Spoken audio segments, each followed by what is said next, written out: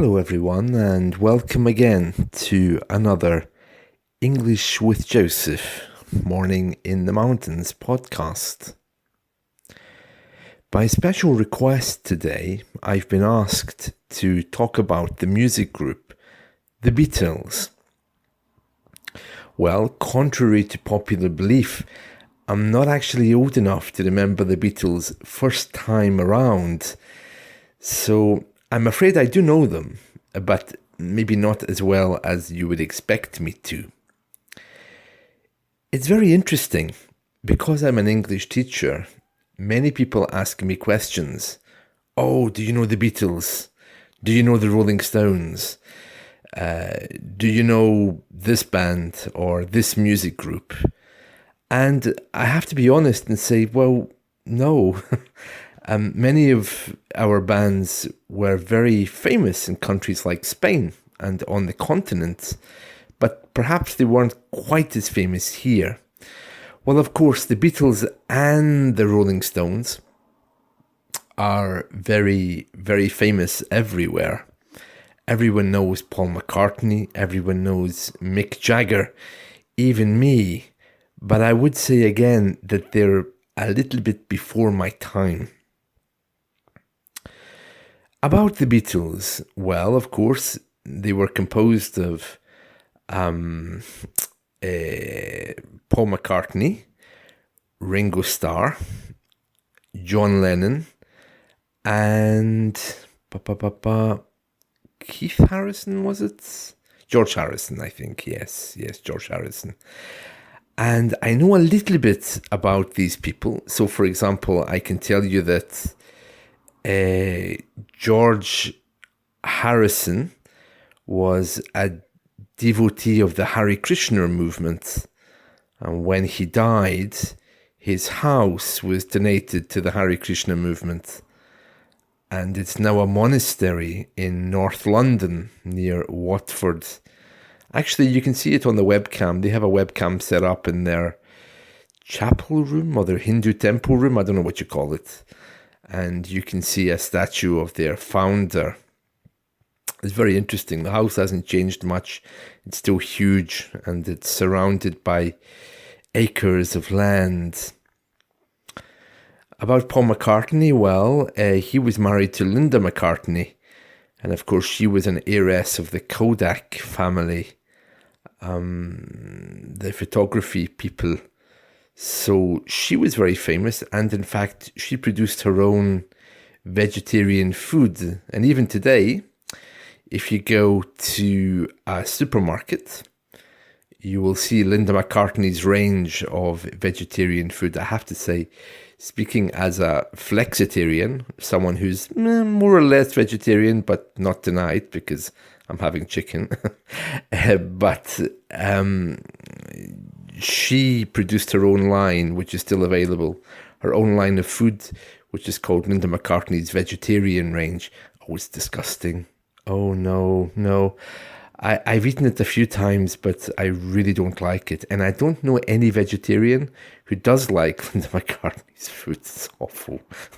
Jeez.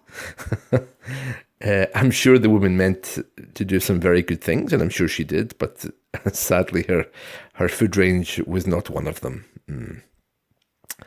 About Paul McCartney, yeah, supposedly he's very, very creative. Yeah, he wrote a lot of the songs, and he had a second marriage, I think, to Stella somebody, and it ended in a very bitter divorce. I think they were in the courts, weren't they?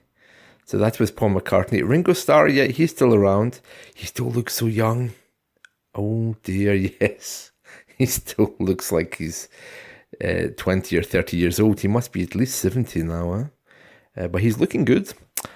Yeah, and of course, John Lennon was assassinated.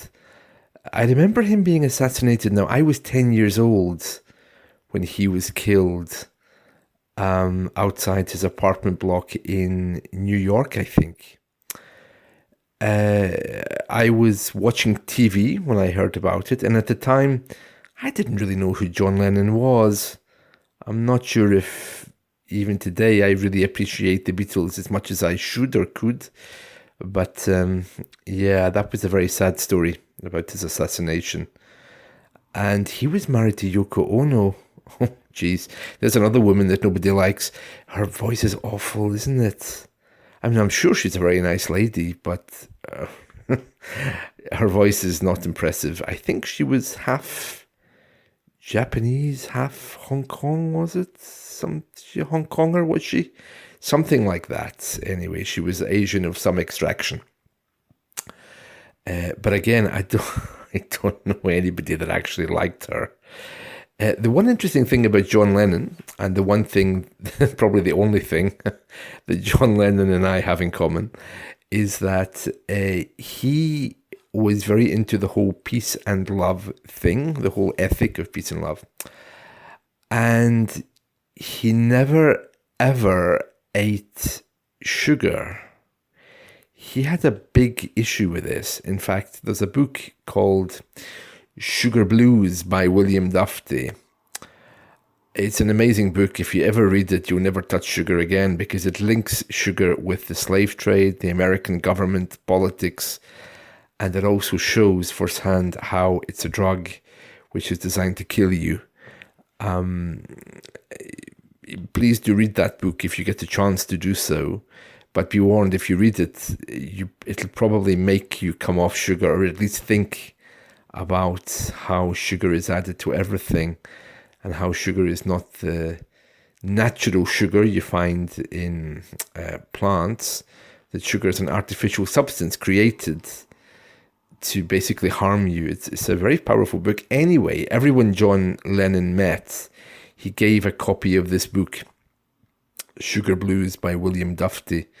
William Duffy was one of these dietitians for Hollywood celebrities. He promoted the macrobiotic way of living, and a very, very interesting character. He married Gloria Swanson, and she was basically the first person ever to begin health food shops in America. She was an actress from the 1920s and 30s, who, of course, had faded by the time William Duffy had met her. They both led very, very heavy lives. Healthy lives, I wanted to say. But interestingly enough, she died when she was, I think, only 60, Gloria Swanson, when she died. But that was related to her heart. So even though she was a very interesting woman, and that she had done all these things for the promotion of health, it was a heart attack that killed her. And strangely, she didn't leave any money to William Duffy in her will. Isn't that strange? Anyway, I'm getting completely off topic here. So I was talking about the Beatles. Well, everyone has a famous Beatles song, don't they? Some people say it's Lucy in the Sky with Diamonds. Other people say it's Maxwell's Silver Hammer. I do like Maxwell's Silver Hammer. It's a it's a nice Beatles song and very funny. But I think their blend of kind of boyish masculinity, that kind of boyish way they have, in the same way that you have maybe the Backstreet Boys or Take That, you have four young men who are kind of just doing boy things. Like the Yellow Submarine, for example, is a good example of that kind of attitude. Anyway, my favourite Beatles song almost certainly has to be Across the Universe. And that's the one with the Indian chant in it, Jai Guru Deva Om. And they sing that all the way through the song. It's like a kind of Hare Krishna style song. It's very, very nice. And it's all about peace and love, and was made in the butterfly enclosure. I can't remember. Oh, yes, for the World Health Organization, I think, if I remember correctly. Well, for someone that doesn't know a lot about the Beatles, I'm doing very well, aren't I? I think it's because they are iconic here. And because they are iconic, They are talked about a lot. So I've heard a lot about them. I know a lot about them. I was born probably around 10 years after they had started singing. They probably broke up in 68, 69, and I was born in 71. So I'm not so far behind them. So they are very famous. I think Paul McCartney was in Wings, wasn't he? That was his new band. But all these McCartney-Lennon or Lennon-McCartney songs like Yesterday and these things show a very deep spirituality, like Let It Be as well. But some people say it's drugs. Other people say it's just the way that they were. I don't know. I'd love to play you one of their songs, but I don't think I'm allowed on these podcasts. On YouTube, they mark you based upon including other people's material. So if I do that, I could get into trouble. So I'm not going to. But if you want to listen to Across the Universe, I'm sure you can find it easily. And the Beatles really were trendsetters with their fashions and a big part of our social revolution. I'd love to know more about how they got all caught up in the Hare Krishna movement. Because the Hare Krishna movement, by everyone's thinking, is just one of these bizarre Indian cults where people are on the street begging for money. But I think it was something to do with their visit to India and their meeting of the Maharaja, was it? Have I got that right?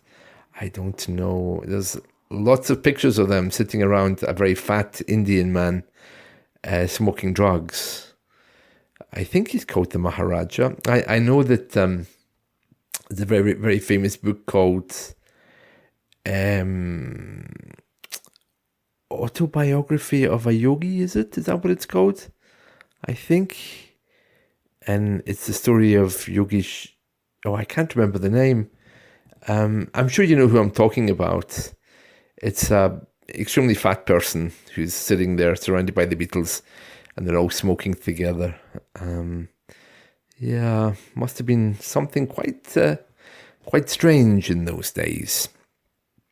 Well, that's my little talk about the Beatles over. I hope that you enjoyed it as much as I did. Of course, there were other bands like the Rolling Stones and Honky Tonk Woman. And then there was, what was that song Susan Boyle sang? Oh yeah, Wild Horses. That was one of the Rolling Stones songs, wasn't it? About Marianne Faithfull.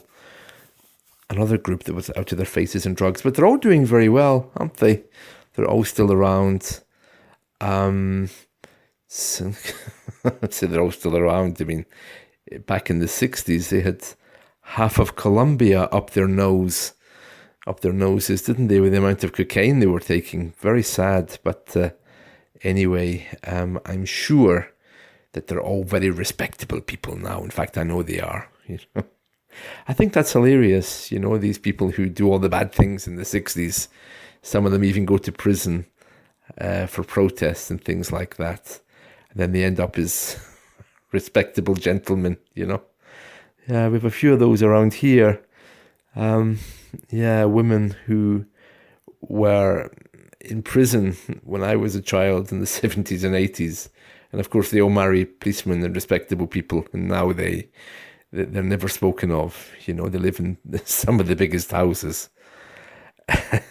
Anyway, so speaking of protests, the Beatles, they turned down the awards, didn't they, from the Queen? The way the Queen can make you a knight, or she can make you a lord or a lady. She can give you titles.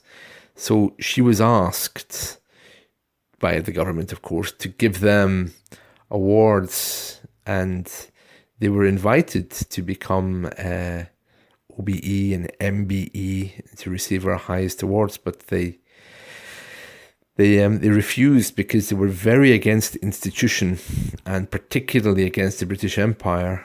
So in many ways, they were very ahead of their time. That, my friends, is the story of the Beatles. Changed days, though. I think they've all, the ones that are alive anyway, Ringo and Paul. I know Paul is Sir Paul McCartney, so he's obviously changed his tune or changed his mind about some of these things. But, well, like all of us, they're probably not getting younger.